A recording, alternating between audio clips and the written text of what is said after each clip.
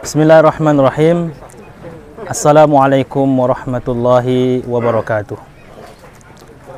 Alhamdulillahirabbil alamin, wassalatu wassalamu ala nabiyyinal karim Muhammadin wa ala alihi wa sahbihi wa man tabi'ahum bi ihsanin ila yaumiddin. Yaqulullahu azza wa jalla fi kitabihil karim ba'da a'udzu billahi minasy syaithanir rajim. Ya ayyuhalladzina amanu ittaqullaha haqqa tuqatih wa la tamutunna illa wa antum muslimun. Tsumma amma ba'd. Kaum muslimin dimanapun Anda berada, sekarang pada hari Ahad, alhamdulillah, segala puji bagi Allah Subhanahu wa taala yang telah mempermudahkan kami semua yang mewakili dari seluruh kaum muslimin yang ikut serta di dalam membangun rumah Allah Subhanahu wa taala di antara sekian rumah-rumah Allah Subhanahu wa taala yang ada di permukaan bumi ini. Pada saat ini, alhamdulillah, Masjid Abu Hurairah yang terletak di Dusun Mirasi, Desa Babakan Baru, Kecamatan Bermani Ulu Raya, Kabupaten Rejang Lebong, Provinsi Bengkulu, sudah sampai tahap pengecoran lantai 2 Masjid Abu Hurairah, yang insya Allah di lantai 2 ini nanti akan dipusatkan semua kajian ummahat atau akhwat, ibu-ibu, para wanita-wanita kaum muslimin yang nantinya bisa menuntut ilmu di tempat ini, yang mana kebutuhan terhadap rumah-rumah Allah Subhanahu wa taala, terlebih lagi bagi pondok pesantren, itu sangat dinomorsatukan. Kenapa? Karena masjid merupakan tempat pertama mereka mengawali kegiatan-kegiatan keagamaan, belajar di dalamnya, menghafal Al-Quran di dalamnya, dan hal-hal yang bermanfaat dari yang bisa dilakukan selama berada di lingkungan pondok pesantren tahfidz Al-Quran. Kaum muslimin dimanapun antum berada, kami ingin mengucapkan terima kasih banyak kepada seluruh kaum muslimin dimanapun berada.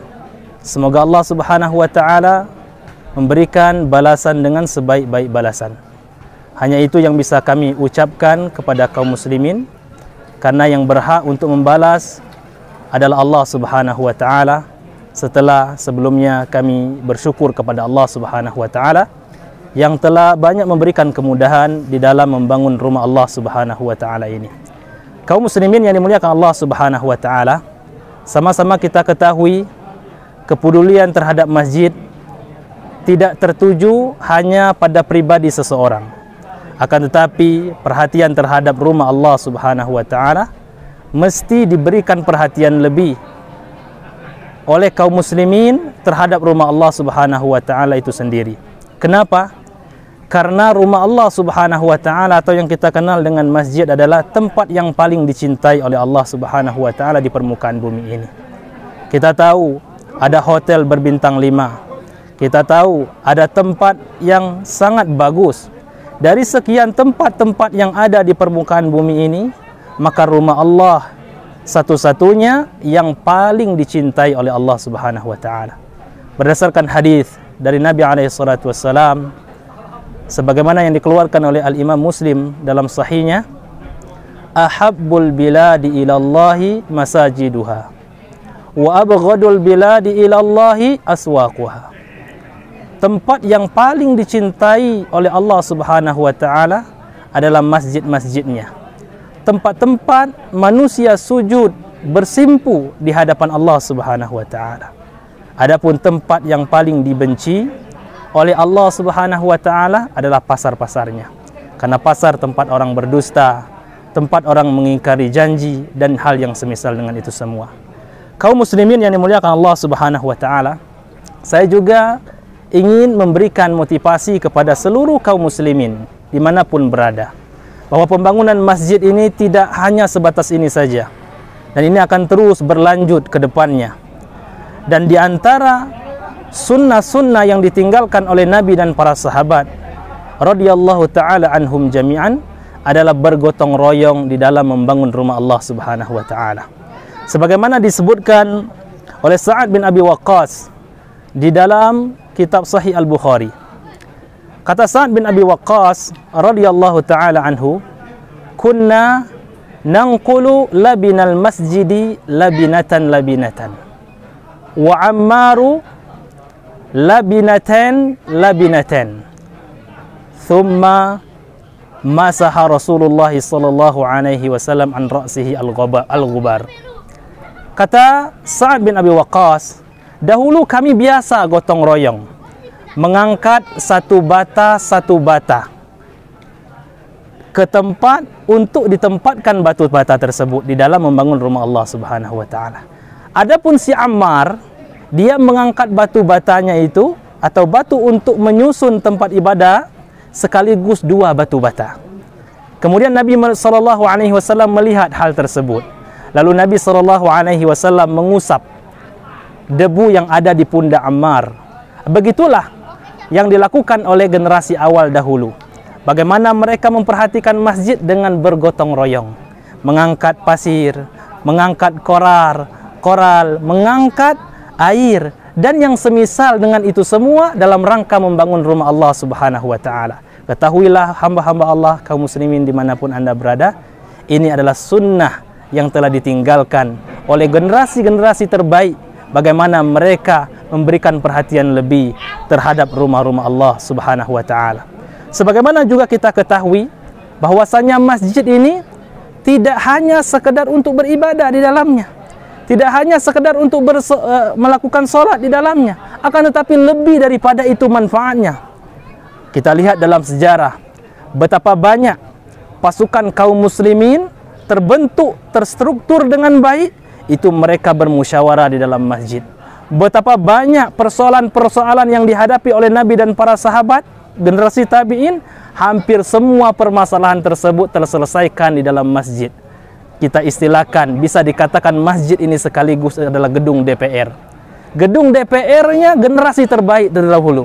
Bisa kita katakan bahwa masjid ini adalah MPR, Majelis Permusyawaratan Rakyat, yang mana Abu Bakar, Umar, Uthman, Ali, dan generasi-generasi berikutnya menyelesaikan semua persoalan kaum muslimin, membangun akidah dan akhlak kaum muslimin, serta hal-hal yang bermanfaat bagi kaum muslimin, itu tidak lepas dari rumah Allah Subhanahu wa taala. Sekali lagi saya menghimbau kepada seluruh kaum muslimin, apa yang bisa kita lakukan, apa yang kita bisa perbuat terhadap rumah Allah Subhanahu wa taala, maka segera lakukan, karena manfaatnya sangat besar. Setidaknya orang akan berdatangan ke rumah Allah Subhanahu wa taala dalam rangka melaksanakan salat, yang mana mereka dimudahkan oleh Allah Subhanahu wa taala dengan adanya masjid untuk beribadah kepada Allah Subhanahu wa taala. Alhamdulillah, kaum muslimin diikut sertakan di dalam memudahkan urusan kaum muslimin dalam beribadah kepada Allah Subhanahu wa taala. Nabi alaihi salatu wassalam bersabda, "Basyiril masya'in ilal masajid fi dhulami ilal masajid." Kata Nabi alaihi salatu wassalam, berikan kabar gembira kepada orang-orang yang melakukan perjalanan pada malam yang masih gelap menuju rumah-rumah Allah Subhanahu wa taala. Apa yang diberikan kabar gembira kepada orang yang melakukan perjalanan menuju masjid tersebut? Bin nurit tami yaumal qiyamah. Kabar gembira tersebut adalah berupa cahaya yang sempurna nanti pada hari kiamat. Siapa yang mendapatkan hal tersebut? Siapa dari kaum muslimin datang ke masjid dalam rangka beribadah kepada Allah Subhanahu wa taala. Dan masjid ini ada tak lepas dari kerjasama dan pertolongan dan gotong royong dari semua kaum muslimin yang ikut andil dalam membangun rumah Allah Subhanahu wa taala. Mungkin ini yang bisa kami sampaikan. Semoga info yang sedikit ini bisa memberikan motivasi kepada kaum muslimin untuk memberikan perhatian lebih terhadap rumah Allah Subhanahu wa taala. Kalau ada yang kurang dari amanah kaum muslimin yang selama ini kami beban dalam membangun rumah Allah Subhanahu wa taala, kami mohon untuk dimaafkan. Kepada Allah Subhanahu wa taala kami senantiasa memohon ampun kepadanya. Lebih dan kurang kami minta maaf. Kami tutup dengan doa kafaratul majlis. Subhanakallahumma wa bihamdika asyhadu an la ilaha illa anta astaghfiruka wa atubu ilaik. Assalamualaikum warahmatullahi wabarakatuh.